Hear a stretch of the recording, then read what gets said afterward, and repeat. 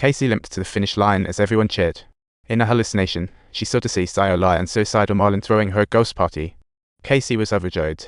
Her husband arrived. Everyone was gathered, except for Dad, wondering if he was stuck in traffic or playing mahjong. Pound emailed if letter 3ca plus or minus pound hour times divide by letter 3ca, paragraph o circumflex o meaning ye amount, a tilde divide by pound at sign turn direct reflex a quarter a 3 o amount the half o amount the se times l to copyright times l. At the moment, Casey was stunned. How could her husband be with her deceased friends?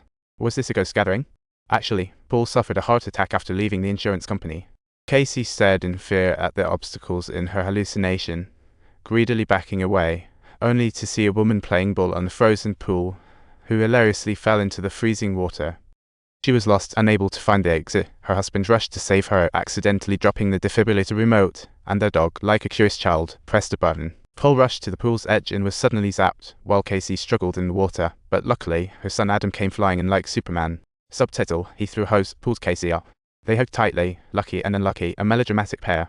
Casey had stage 4 cancer, with melanoma controlled by chemo, when Paul had a heart attack and died for 3 minutes.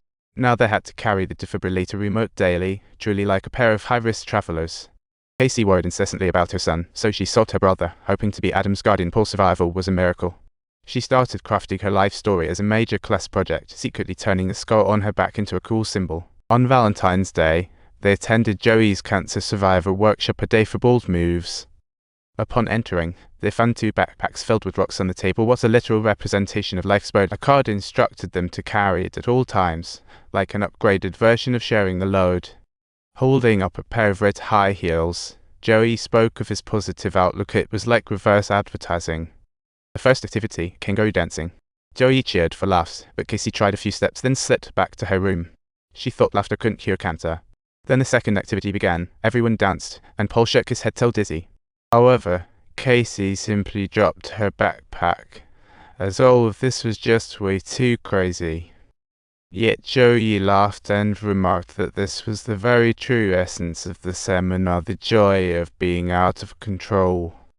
Then Joey had everyone sit down, starting to meditate on purest happiness. Casey imagined her family's warmth and Adam's carefree innocence.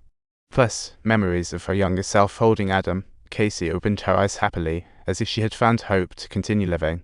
She thought about her family, filled with that hope, feeling like she was about to recharge.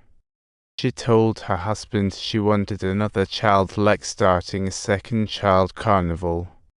They went to the welfare agency wanting to adopt. They had heard about their health issues and instantly asked them to return when Casey was healed to talk about in a welcoming reply. Just then, Joey invited Paul to speak, and having faced life and death, he inspired many instantly like a battle hero. That night, while reading Paul's blog, Casey secretly wrote an article about wanting to adopt, becoming a positive energy messenger. Soon, they received a message from a young couple who were pregnant, looking for a good home for their child. What a parental matchmaking moment. Casey was over the moon, returning home with tools to the nursery, smashing the wall to prepare a sunshine path for the baby. However, the man in the couple, an architect, always played poor me before Casey, a true crying poor expert. The pregnant wife craved a burger, her belly huge as a balloon, and she had to take the bus to talk about a hard choice.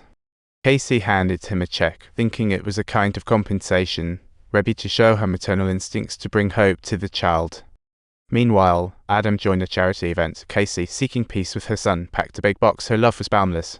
Upon arrival, she saw Adam donate the red sports car, sparking a big mother-son fight, a series of misunderstandings. Casey sped away in the sports car, thinking about that couple still squeezing onto the bus. Why not give it to them? When she arrived at the apartment, she found the couple wasn't pregnant. Shocked, she thought she had been struck by lightning. Rather than rush off, they went wild driving, ending up stranded in the wilderness.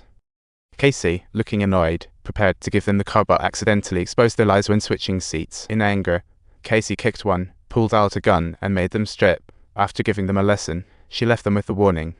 Lately, Paul had been constantly invited by Joey to speak. Casey accidentally stumbled upon their flirty tics. It felt like an emotional crisis was coming.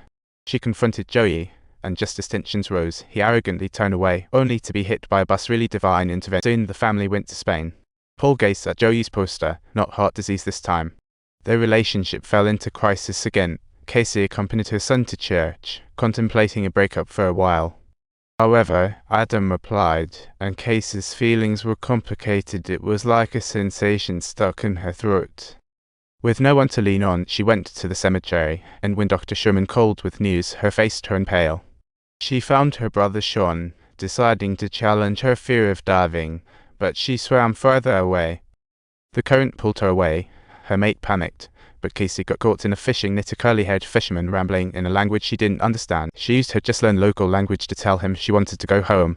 Unfortunately, the boat's engine was broken. What an unfortunate adventure. The fisherman was named Andor, and Casey thought he was an angel. This simple exchange formed a special bond of courage. I truly didn't expect to lose since I've done so much, and everything seemed to be going well. My pneumonia will vanish in some bizarre world, and I will live forever.